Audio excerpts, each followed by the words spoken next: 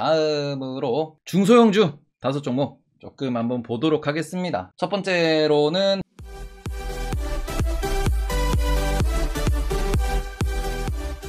하나머티리얼즈 많이 빠졌는데 뭐 다들 아시죠? 저도 물려있는 종목입니다. 네. SIC 관련된 친구고요. 하나머티리얼즈 같은 경우에는 대주주가 하나마이크론이라고 있습니다. 그리고는 토요일렉트론이 또 들어와 있어요. 국민연금도 들어와 있습니다.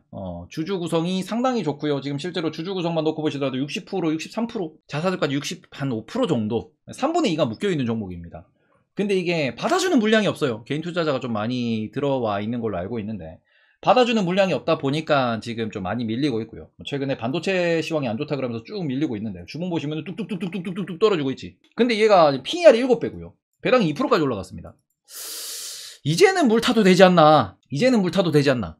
야, 지금 영업이익이 거의 900억 가까이 이렇게 나올 거다라는 예상치인데, 일단은 올해도 작년 수준에서 800억 정도 보는 게 좋을 것 같아요. 800억 정도 수준에서 보시면은 이게 시가총액이 영업이익이 10배도 안 나옵니다. 저렴한 종목은 맞아요. 근데 저렴한 종목인데 지금 수급이 워낙 고여있기 때문에 연기금이 판다라고 하시는데, 연기금이 지금 우리나라 종목들을 이 와중에 계속 줄이고 있어요. 그러니까 작년, 재작년에 우스갯소리로 얘기했던 대주주의 연기금이 있으면은 악재다라고 했던 부분이 지금 실현되고 있는 종목 중에 하나인데, 뭐 그런 관점에서 그냥 연기금이 그냥 수급상으로 판다, 수급상으로 매도 때린다라고 했을 때, 특히 연기금이 지금 팔고 있는 이유가, 연기금은 장기 보유로 했는데 주식을 팔아서라도 어떻게 보면은 수익을 확보를 해야 되는 그 이유가 있는데, 왜 그러냐 그러면은 지금 채권에서 박살이 많이 나죠. 그래서 저는 연기금이 매도를 계속하고 있다라고 생각을 하고 있습니다. 채권 박살난 부분에 있어가지고 그거를 이제 어떻게 보면은 박살난 부분에서도 뭐 손실 확정을 하는 건 아니겠지만, 그러면은 목표했던 수익률이 분명히 존재할 거고요. 그리고는 뭐 나가는 현금도 분명히 존재할 거고요. 그런 관점에서 포트폴리오 리밸런싱 계속하고 있다라고 생각을 하거든요.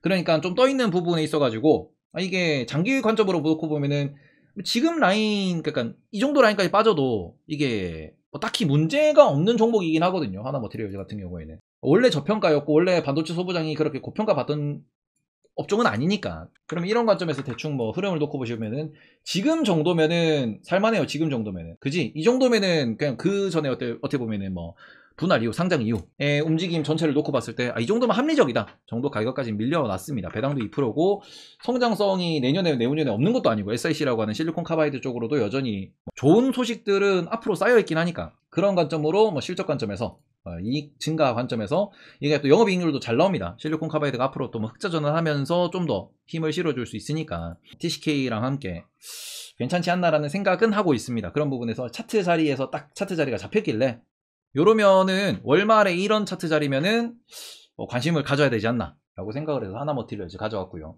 그 다음에는 이제 HFR, 이거는 5G 관련된 친구죠. 5G 관련돼 가지고 보고서가 엄청나게 많이 나오는 뭐 서진 시스템, HFR 이런 데들이 많이 나오고 있습니다. 네, 주가가 생각보다 그죠, 밀렸는데도 차트상으로 좀 버티는 모습을 보여주고 있고, 얘도 지금 PER이 7배 정도 나옵니다.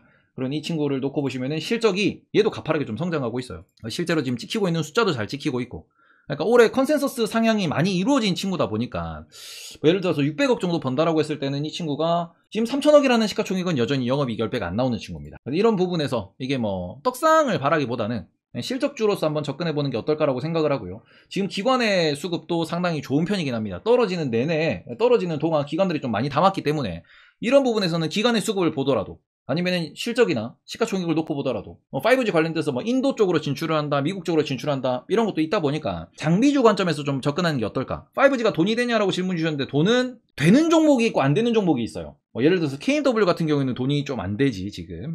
근데 얘는 돈이 되는 친구죠. 이런 관점에서 돈 되는 친구 기준으로 보셨으면 좋겠어요. 얘는 돈 되는 친구다 보니까 뭐 그런 관점에서 실적 베이스로 보고서는 계속 나오고 기관의 관심도 계속 받고 있습니다. 이 부분은 이렇게 밀리는 부분에 있어서는 오히려 기관이 받아주는 종목 정도로 보시면서 공부해보시면 어떨까. 시가총액이 그렇게 비싼 종목이 아니기 때문에 좀 보셨으면 좋겠다라는 거고요. 그리고는 이번에는 조금 애매한 친구예요. 조선에서 제가 한 번도 설명을 안 드렸던, 조선 쪽에서 한 번도 말씀을 안 드린 친구예요. 선박 쪽에 있는 친구인데 세진중공업입니다. 가끔씩 말씀은 드려요. 가끔씩. 근데 이게 급등 줬다가 다 뱉어냈거든요. 제가 맨날 뭐 얘기해봤자 한국화본, 동성화인텍, 뭐 아니면 대양전기공업, 이렇게 영업이익 좋고 실적 꾸준한 친구들만 말씀을 많이 드렸는데, 얘 같은 경우에는 지금 3천억 정도의 시가총액인데 실적이 얘도 가파르게 좀 찍힐 수 있다라는 이야기가 나옵니다.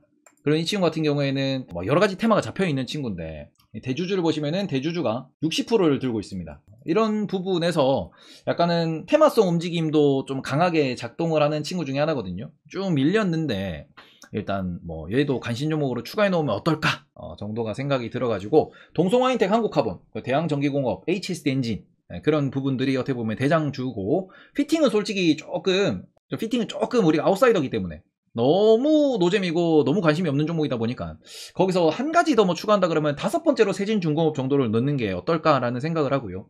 얘네들 같은 경우에는 지금 확실히 실적 턴어라운드 이야기가 나오고 있으니까 그런 부분에서 조금 체크를 해보시면 좋을 것 같다 라고 말씀을 드리도록 하겠습니다. 지금 영업이익률이 좀 찍히고 있고, 그 다음에는 ROE가 조금 돌아서는 상황이고, 이런 부분에 있어서 관심을 가져보면 어떨까라고 말씀을 드리고, 자, 네 번째는 항상 말씀드리는 테이펙스. 이번에 다시 20월선 지지가 나왔습니다. 제가 차트상으로 지지가 나올 때마다 말씀을 드리는 것 같은데 20월선 다시 지지가 나왔습니다. 숨겨져 있는 테슬라 수혜주.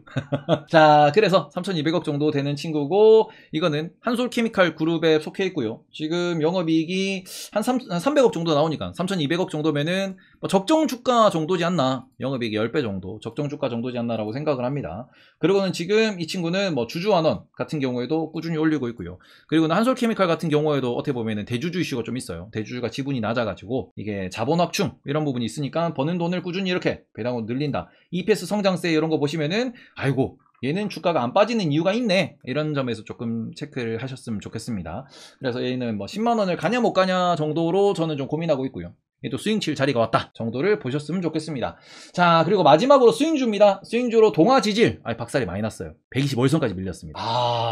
군침이 싹 도는 친구이기 때문에 1,800억짜리 회사, 그리고는 지하공사, 안반공사 관련돼가지고 월드에서도 탑티어 여러 번 소개를 드렸는데 이번에도 좀 많이 밀려가지고 이 정도면은 지수 박살나면서 박살났는데, 일단 지금 매출이 돌아서는 턴어라운드를 기다려야 되긴 해요. 왜냐면은 수주는 많이 받아놨습니다. 싱가포르에서 뭐 신규로 인프라 투자하는 거에 대해서 얘들이 뭐 작년에 수주 많이 받아놨는데 그게 턴어라운드가 언제 되냐가 중요한 거고요. 그 관점에서 지금 망하지 않을 종목이다 본 게 이 정도면 좀 진짜 과매도지 않나 라고 생각을 해서, 건설 섹터가 안 좋은데 얘는 이제 해외 진출, 해외 공사도 많이 하는 부분이고, 또 기초토목공사입니다. 아파트 관련 연관이 없어요. 지금 최근에도 보시면은 204억 규모의 공사를 수주했다 이런 거. 그리고 실제 보시면은 뭐 데이터 센터, 흑마기, 아니면 우리가 소위 말해서 이제 고압 케이블 이런 게 지하로 계속 연결이 될 거예요. 고압 케이블 이런 것들이 태양광 발전, 만약 해상풍력 이런 거 했을 때 그런 것들이 육지로 들어왔을 때도, 그리고는 채로 뭐 또 소위 말하는 전기차 충전소 이런 걸 할 때도 다들 지하 공사 중심으로 좀 많이 해야 되는데, 그런 인프라에서 얘가 그걸 다 먹는 건 아니겠지만 그 시장이 커지면은 얘네들의 매출 규모나 이런 부분도 분명히 좀 증가될 수 있다 정도로 보시면 좋을 것 같아요. 그래서 이런 부분에서 동아지질 여전히 저는 매력적인 종목이다 라고 좀 말씀을 드리면서, 나온 종목이 테이펙스, 동아지질 이런 거는 테이펙스는 저는 스윙 타점이라고 생각을 하고요. 전저점까지만 열어놓고 투자하시면 좋지 않을까라고 생각을 하고, 하나머티리얼즈 너무 많이 빠졌으니까 좀 매력적이다. 동아지질도 너무 많이 빠져서 매력적이다. HFR이나 이런 친구들도 영업이익 대비 지금 저평가 받고 있는 상황이기 때문에 시장이 돌릴 때 이런 애들이 강하게 돌릴 수 있다 정도 관점으로 접근하시면 어떨까라고 말씀을 좀 드리도록 하겠습니다. 차트 자리로는 개인적으로는 HFR이 제일 괜찮다라고 생각해요. 왜냐면 이제 위에 쌓이는 물량도 많이 없는 상황이다 보니까 이런 관점 좀 보시고, 테이펙스 역시도 차트 자리는 괜찮다 이런 관점, 중소형주 중에서도 이런 거는 꼭 관심 종목에 담아 놓으시고 스윙을 치든 소액으로 투자하든 이런 애들은 좀 돈 벌기 좀 쉬운 종목 중에 하나이기 때문에 참고하셨으면 좋겠다, 가치가 나쁘지 아니하다 정도로 말씀을 드리도록 하겠습니다. 네, 요거는 이번 주 중소형주